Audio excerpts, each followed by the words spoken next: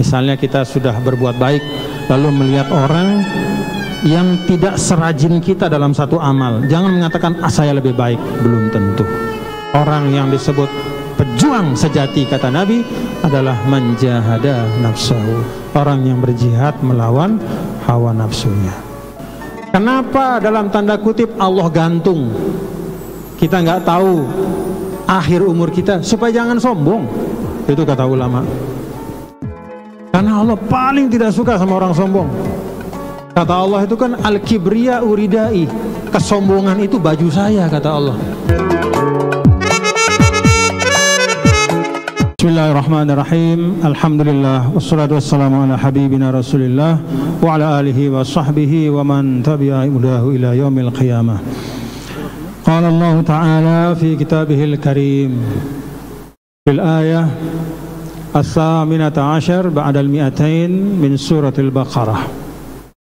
Ayat ke-218 dari suratul Baqarah. A'udzu billahi minasyaitonir rajim. Bismillahirrahmanirrahim. Innal ladzina amanu, sesungguhnya orang-orang yang beriman, walladzina hajaru, dan mereka yang berhijrah, wajahadu fi sabilillah, dan berjihad di jalan Allah, ulaika yarjuna rahmatallah, merekalah orang-orang yang itu sifatnya, yaitu yang menggabungkan tiga sifat iman, hijrah, jihad. Mereka itu yarjun, mereka itu mengharapkan rahmat Allah, yarjuna rahmatullah, mereka mengharapkan rahmat Allah. Wallahu ghafurur rahim, dan Allah maha memberikan ampunan, mencurahkan ampunan, rahim, dan maha mengasihi. Yas'alunaka 'anil khamri wal maisir, mereka bertanya kepadamu wahai Muhammad tentang minuman keras, khamr, dan perjudian atau judi.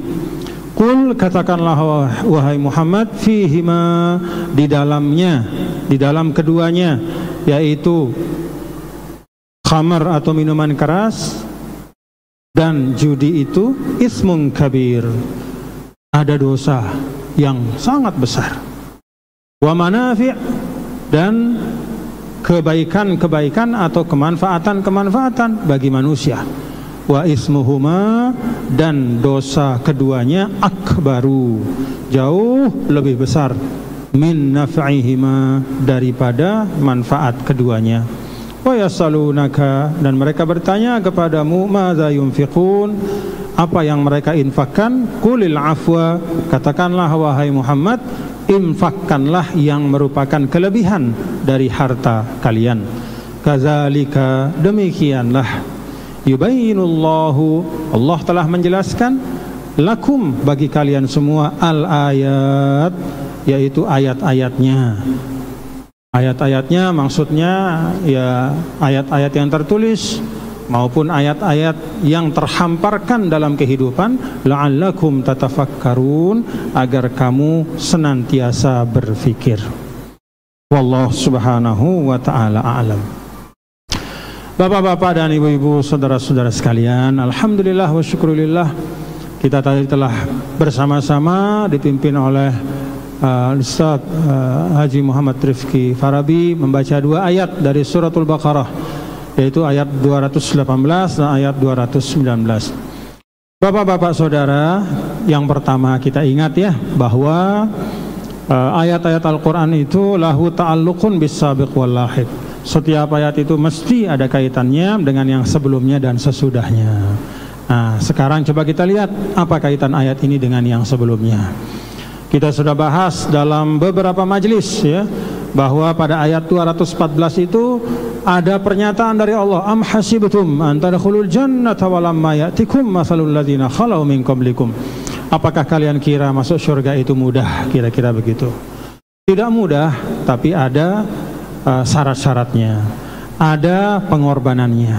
Nah, lalu pada ayat berikutnya dijelaskan tentang pengorbanan-pengorbanan itu.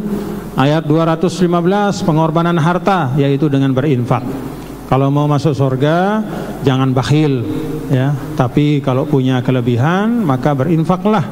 Kalau sudah sampai nisabnya, sampai haulnya, berzakatlah dan seterusnya. Lalu ayat 216, kutiba alaikumul qital, diwajibkan berperang ya, apabila memang sudah datang masanya. Itu juga merupakan pengorbanan untuk masuk ke dalam surga. Lalu kemudian pada ayat 217 juga dijelaskan ya, tentang ketika ada satu hal yang merupakan tradisi pada masa jahiliyah dulu, tidak boleh berperang pada bulan-bulan yang diharamkan. Tetapi ada suatu keadaan di mana terpaksa harus mengangkat senjata ya, maka kebiasaan atau adat itu juga kemudian tidak serta-merta diikuti 100%. Tetap ya, membela agama Allah, mempertahankan kebenaran, memperjuangkan dakwah, itu yang utama. Nah, sekarang kemudian masuk kepada cobaan yang berikutnya ya. Apa itu? Innalladzina amanu, sesungguhnya orang-orang yang beriman, walladzina hajaru, dan mereka berhijrah. Nah, ini juga cobaan. Karena dulu di Mekah itu sahabat-sahabat Nabi yang kaya itu banyak, ada juga yang miskin. Yang senang hidupnya itu banyak, ada juga yang susah. Ada Sayyidina Abu Bakar itu hidupnya senang ya, dalam arti banyak hartanya, orang kaya lah bahasa kita. Kemudian adalah Mus'ab bin Umair ya, seorang pemuda yang wajahnya gagah, menjadi idaman dari gadis-gadis di Mekah. Hartanya juga berlimpah, keturunannya hebat ya. Tetapi ketika mereka sudah memilih beriman bersama Nabi besar Muhammad sallallahu alaihi wasallam, mereka sanggup untuk berhijrah, berkorban. Nah, jadi ini uraian tentang macam-macam cobaan-cobaan yang suka tidak suka mesti kita lewati dalam proses menjadi orang yang beriman dan berislam yang baik. Nah, itu jadi hubungannya ke situ ya. Jadi di sini kalau sebelum-sebelumnya ada cobaan harta, ada cobaan perang, ini lebih lagi bukan sekedar harta tapi bahkan meninggalkan tanah air, meninggalkan desanya ya, terpaksa pergi ya karena mempertahankan imannya. Pergi dalam keadaan senang ya, meninggalkan semua hasil perdagangan. Itu sesuatu yang sangat berat, tidak mungkin dapat dicapai kecuali oleh orang-orang yang beriman. Bapak-bapak saudara, kita dapat mengambil beberapa hal dari ayat ini ya. Yang pertama, kita lihat min adatil Quran ya. Min adatil Quran annallah atau annal Quranul Karim lam yadhkur imanan mujarradan anil af'al, bahwa Allah itu hampir tidak pernah menyebut dalam Al-Quran itu iman sendirian tanpa menyebut amal-amal. Selalu iman itu digandengkan dengan amal. Baik amalnya itu disebut secara umum, misalnya innalladzina amanu wa amilus solihat, sesungguhnya orang-orang yang beriman dan beramal soleh, itu kan umum, semua amal masuk di situ. Atau disebutkan iman dan perincian amal-amalnya, seperti ayat ini, innalladzina amanu walladzina hajaru wajahadu, sesungguhnya orang-orang yang beriman dan sanggup hijrah, sanggup berjihad, mereka itu mengharapkan rahmat Allah. Artinya kata para ulama bahwa beragama itu tidak cukup selesai dengan pengakuan iman ya. Jadi tidak cukup, tidak selesai dengan sekedar mengaku beriman. Maka rukun Islam itu kalau kita perhatikan, pertama pengakuan, yang keempatnya itu amal. Apa pengakuan? Asyhadu alla ilaha illallah wa asyhadu anna muhammadar rasulullah. Itu yang pengakuan. Selebihnya sholat, zakat, puasa, haji, itu semua amal. Ya, paham bapak-bapak ya? Jadi beragama itu bukan sekedar pengakuan lalu kita berdiam mencukupkan diri dengan pengakuan itu. Beragama itu adalah menjalani. Beragama itu menjalani. Kita jalani itu. Karena pada saat kita menjalani itulah kita dapat pengalaman. Yang namanya taqarrub kepada Allah itu dengan menjalani, Bapak-bapak. Karena itu dulu pada masa Nabi kita, Nabi besar Muhammad SAW, Nabi itu tidak menteorikan iman panjang-panjang, ya. Walaupun kemudian para ulama menjelaskan, ya, ada namanya ilmu kalam, panjang penjelasan tentang akidah. Tapi zaman Nabi itu tidak panjang. Ada orang datang, orang Badui datang kepada Nabi di Madinah. Katakanlah, Muhammad ajarkan saya tentang iman. Kata Nabi, ajarkan saya tentang sesuatu yang menyelamatkan saya. Apa kata Nabi? Qul amantu billah tsumma istaqim. Katakanlah saya beriman lalu istiqomah. Kata para ulama, istiqomah itu artinya menjalani kehidupan. Makanya bapak-bapak, saudara-saudara, iman itu atau beragama itu tidak harus kita tahu teorinya banyak-banyak, ya. Kita tahu pokok-pokok tentang iman dan Islam, selebihnya kita beramallah sesuai dengan pengetahuan kita. Yang banyak pengetahuannya harusnya banyak dia beramal. Misalnya ada orang tuan guru disebut, misalnya seperti saya, ya kewajiban saya harus beramal lebih karena pengetahuan saya lebih banyak. Sesuai dengan pengetahuan kita, ya sambil terus kita belajar, tapi yang sudah ada itu kita amalkan. Amalkan. Ya. Di dalam pengamalan itulah letak keberkahan. Jadi ini yang pertama yang kita ambil dari ayat ini, iman, pengakuan, ya. Beragama itu tidak cukup hanya dengan sekadar pengakuan, tapi harus diiringi dengan pengamalan yang sungguh-sungguh dalam kehidupan. Kadang pengamalannya itu bagi orang yang memang banyak pengetahuannya, maka dia diberikan lebih banyak kewajiban. Maka masuk ayat ittaqullah haqqa tuqatih. Nah, itu bagi orang-orang, kalau kata ulama, itu bagi orang-orang yang banyak pengetahuannya, maka haqqa tuqatih. Maka dia benar-benar juga harus lebih tinggi pengamalannya. Tapi bagi yang biasa-biasa istilahnya, ya sebagian besar dari kita kan bukan mendalami agama sedalam-dalamnya, ya. Tapi kita mendalaminya secukup kewajiban-kewajiban. Maka berlaku ayat fattaqullah mastata'tum. Ya, jadi kalau ittaqullah haqqa tuqatih, yaitu memang bagi orang-orang tertentu yang mendalami, ya dia juga harus benar-benar sesuai kadar ilmunya. Nah, kalau yang umum, maka fattaqullah mastata'tum, silahkan bertakwa sekemampuan Anda. Tapi jangan tinggalkan amal-amal itu, karena beragama itu pengamalan. Ya, begitu ya Bapak-bapak, ya. Itu yang pertama. Yang kedua yang kita ambil dari ayat ini, walladzina hajaru, tentang hijrah, ya. Jadi tentang konsep hijrah. Hijrah itu lughatan, ya, bimakna al-intiqal min makan ila makan. Kalau secara bahasa yang namanya hijrah, ya, itu artinya meninggalkan atau pindah. Itu secara bahasa, ya. Baik itu meninggalkannya secara fisik ataupun non fisik. Dari satu tempat kita pindah ke tempat yang lain, itu namanya hijrah. Dari satu sifat kita beralih kepada sifat yang lain, itu hijrah. Itu secara bahasa.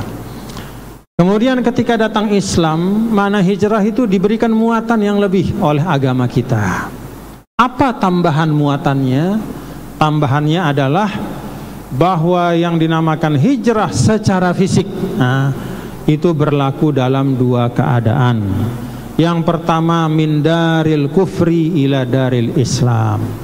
Dari suatu negeri atau tempat yang tidak boleh beragama Islam di situ, dilarang. Maka wajib bagi seorang muslim untuk pindah ke tempat yang tidak dilarang untuk beragama Islam. Itu namanya min daril kufri ila daril Islam. Yang kedua, al-hijratu min daris su ila daris sholah. Pindah dari satu tempat, katakanlah kampung atau desa yang isinya semua orang bikin maksiat di situ, tidak ada yang bikin kebaikan. Sampai akhirnya kita takut kalau kita tetap di situ nanti kita ikut, tidak kuat kita menjaga diri kita. Nah, kalau sudah merasa yakin tidak mampu menjaga diri, maka dalam Islam itu diminta untuk pindah ke tempat yang di situ kita bisa menjaga iman kita, bisa menjaga amal kita. Itu makna hijrah secara fisik dalam Islam, yaitu dari negara atau tempat yang tidak boleh beriman, kufur semuanya dan harus kufur, maka diminta kita pindah kepada tempat yang di situ kita bisa beriman dengan baik. Atau dari suatu tempat yang di situ ahli maksiat dan tidak dimungkinkan untuk beramal soleh. Memang beriman tapi ahli maksiat semuanya, dan tidak ada jalan untuk beramal soleh, dan kita khawatir tidak bisa mempengaruhi orang di situ untuk berbuat baik. Justru kita khawatir bahwa kita akan rusak. Nah, maka diminta kita untuk pindah. Nah, bapak-bapak saudara, ini dua bentuk. Saya tanya sekarang, kira-kira zaman sekarang ini ada enggak dua bentuk tempat itu? Ada enggak? Jawabannya alhamdulillah tidak ada. Yang pertama, tidak ada satu negara di atas bumi ini yang melarang orang Islam untuk berislam di situ. Walaupun dia bukan negara Islam, walaupun dia negara sekuler, tapi tidak ada yang melarang, misalnya tidak boleh jadi warga negara sini atau menetap di sini orang Islam, itu tidak ada, alhamdulillah. Artinya hijrah dalam bentuk yang pertama itu alhamdulillah ya, tidak ada sekarang. Kalau dulu zaman dulu tuh di Mekah itu terjadi, tapi kalau sekarang alhamdulillah, mau namanya di Amerika, di Australia, di Inggris, di mana-mana, alhamdulillah bebas. Dalam arti tidak dilarang kita menjadi seorang muslim. Alhamdulillah. Yang kedua, tempat yang sepenuhnya maksiat, tidak ada jalan untuk amal soleh, ada nggak? Alhamdulillah tidak ada juga ya. Ada tempat yang banyak hal-hal tidak baik, tapi alhamdulillah ada juga ruang kebaikan. Bahkan bisa jadi kalau kita ada di situ, justru kita tertantang untuk berdakwah. Makanya saudara-saudara kita yang di Gili Trawangan itu mungkin lebih besar pahalanya ya, daripada yang ada di desa yang lain misalnya. Kenapa? Tantangannya besar. Tapi Masya Allah, mereka bisa bangun masjid 2 besar, dan setiap 5 waktu selalu terdengar azan, yang bahkan azan itu sampai terdengar oleh turis-turis dan membuat hati mereka tertarik. Itu dakwah. Jadi kalau ada satu tempat ya, selama masih ada ruang bapak-bapak, saudara-saudara untuk menjalankan kebaikan, bahkan menyuarakan kebaikan, jangan tinggalkan tempat itu. Walaupun kalau bahasa Sasaknya wah belau bedaya, tapi tetap ya, karena siapa tahu di situ ada kebaikan. Nah, jadi dalam Islam hijrah secara fisik itu dimuatkan dengan makna yang lain oleh agama kita dalam 2 makna yang tadi. Ada juga hijrah dalam makna non fisik. Kalau secara bahasa hijrah non fisik itu artinya pindah dari satu kebiasaan kepada kebiasaan yang lain, maka dalam Islam hijrah yang non fisik itu ditakyid dengan satu sifat, yaitu pindah dari sifat yang tidak baik kepada yang baik. Kalau hijrah secara agama, secara bahasa dalam arti non fisik adalah merubah diri dari satu sifat kepada sifat yang lain. Kalau dalam Islam, merubah diri dari sifat yang tidak baik kepada yang lebih baik, kepada yang baik. Jadi itu penambahan makna ya. Dan itu ada dalam Al-Quran. Contoh ya, hijrah dalam makna non fisik dalam Al-Quran, warrujza fahjur ya. Hijrahlah engkau dari sifat ya, kekejian. Nah, maka orang-orang jahiliyah misalnya nanam anaknya, tanam hidup-hidup, minum minuman keras sembarangan di mana-mana segala macam, kemudian berjudi segala macam, diminta mereka hijrah dari sifat itu kepada sifat yang mulia. Itu hijrah non fisik, tetap di tempat itu tapi sifat yang berubah, perbuatan yang berubah ya. Di dalam hadis juga ada al-muhajir man hajara manahallahu anhu. Kata Nabi kita, Nabi besar Muhammad sallallahu alaihi wasallam, bahwa hakikat dari orang yang berhijrah adalah meninggalkan apa yang dilarang oleh Allah Subhanahu wa taala. Nah, kalau hijrah dalam makna ini berlaku enggak buat kita? Berlaku apa enggak Bapak-bapak? Berlaku sampai kapan? Sampai hari akhir. Sampai hari akhir. Jadi itu konsep hijrah. Jadi kalau ada orang bicara, yuk kita hijrah, maka untuk zaman sekarang itu bukan berarti kita meninggalkan rumah kita, meninggalkan desa kita, meninggalkan Indonesia. Jangan. Kalau kita meninggalkan Indonesia, nanti Indonesia diisi dengan orang yang aneh-aneh. Justru Indonesia ini harus diisi sebanyak-banyaknya dengan orang-orang yang punya orientasi kebaikan. Jadi jangan mau ya. Ada istilahnya misalnya dulu ada namanya Daesh, ISIS di Irak tuh, Suriah, memproklamirkan diri sebagai negara Islam, lalu mengajak orang dari seluruh dunia untuk pindah meninggalkan negaranya masing-masing ke sana. Apa yang mereka jumpai akhirnya? Tidak ada yang bersyukur, semuanya menyesal. Begitu sampai ke sana, ternyata yang mereka jumpai adalah perang yang tidak berkesudahan. Anaknya terlantar, rumah tangganya hancur, nafkah tidak bisa, akhirnya hancur lebur. Sebagian akhirnya pulang kembali ke Indonesia. Kalau kita tanya enak nggak di situ, semuanya mengatakan tidak enak. Jangankan mau mendapatkan jalan untuk mencapai kemuliaan, mempertahankan hidup saja susah.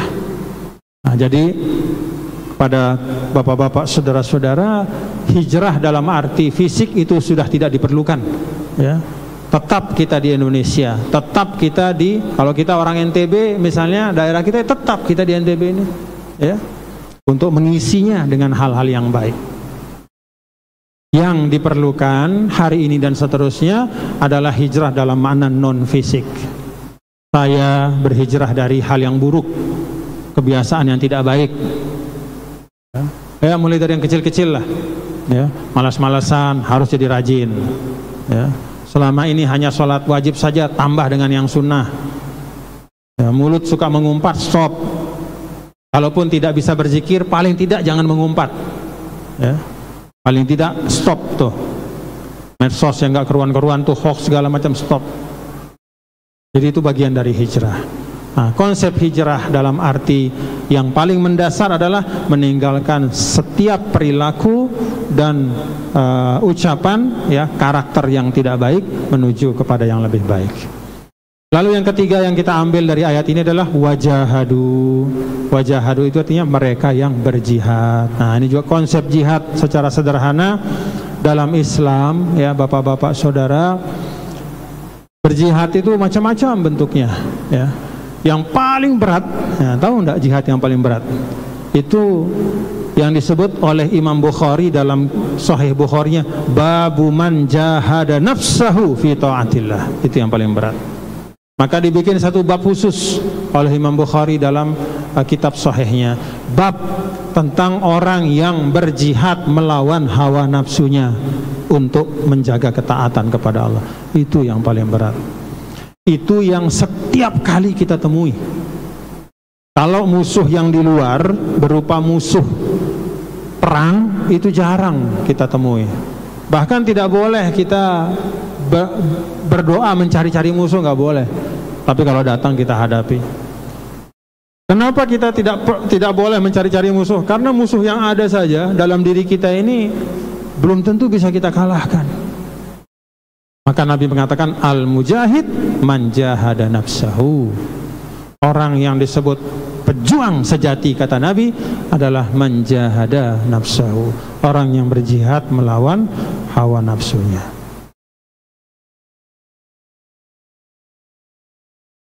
Itu yang paling berat.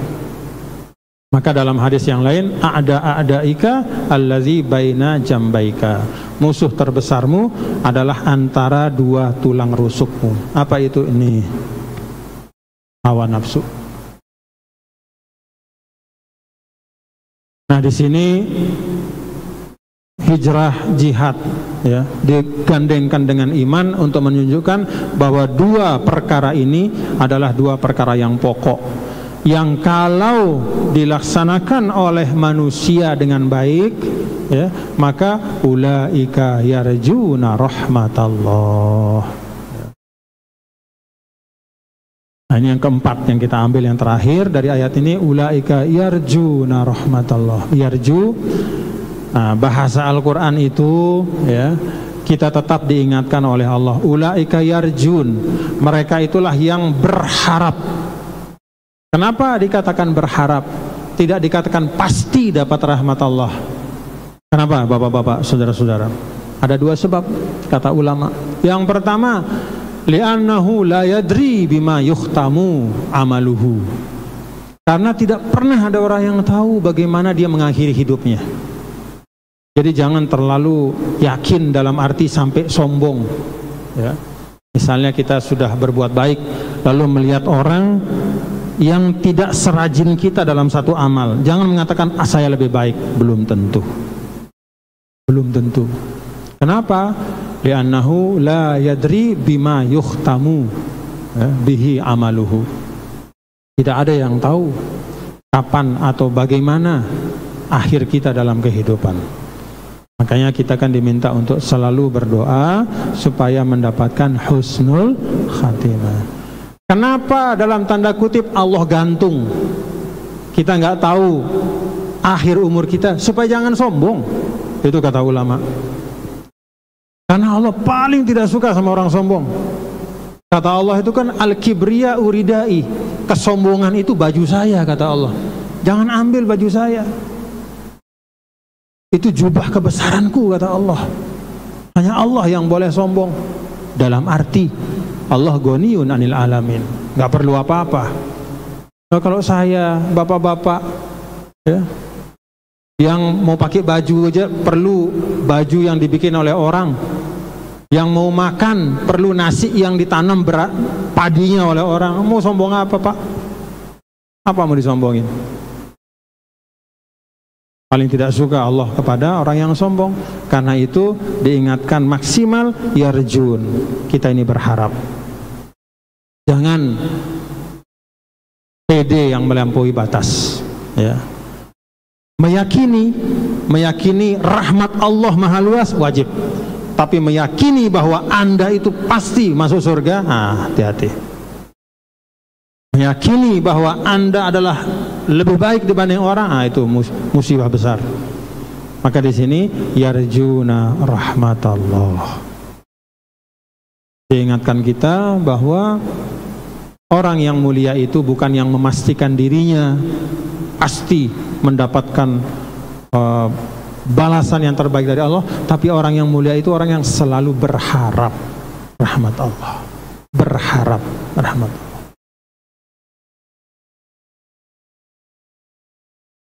Wallahu ghafurur rahim, dan Allah Ghafur ya, Rahim, Allah maha mengampuni dan maha mengasihi. Ini yang terakhir yang bisa kita ambil. Yang kelima adalah, coba bapak-bapak perhatikan, Allah di sini mengatakan wallahu ghafur, Allah maha mengampuni. Siapa yang diampuni oleh Allah? Disebut enggak? Berapa banyak? Berapa juta? Berapa miliar? Orang Arab, orang Indonesia, orang Mesir, orang Amerika, enggak ada yang disebut. Jadi maf'ulnya itu tidak disebut, objeknya tidak disebut. Yang disebut itu adalah sifatun sabitatun, sifat yang tetap pada zat Allah, Ghafur. Untuk apa? Lit-ta'mim. Kalau dalam bahasa Arab itu untuk menunjukkan keluasan dan tidak ada batasan. Jadi kalau Allah mengatakan wallahu ghafur, Allah maha mengampuni, itu adalah sinyal kepada kita untuk banyak-banyak taubat. Tidak ada dosa yang terlalu besar untuk diampuni selama ditaubati, dan tidak ada dosa yang terlalu kecil selama dilakukan terus-menerus dan tidak taubat. Jadi yang kelima dan terakhir, wallahu ghafur, itu memberikan pengetahuan kepada kita bapak-bapak, saudara-saudara, untuk jangan putus asa dari ampunan Allah Subhanahu wa taala. Allahumma ighfir lana dzunubana wastur uyubana wakhtim bis solihati amalana. Ya Allah, ampunilah dosa-dosa kami, tutuplah aib-aib kami, dan akhirilah hidup kami dengan sebaik-baik penutup. Al-Fatihah.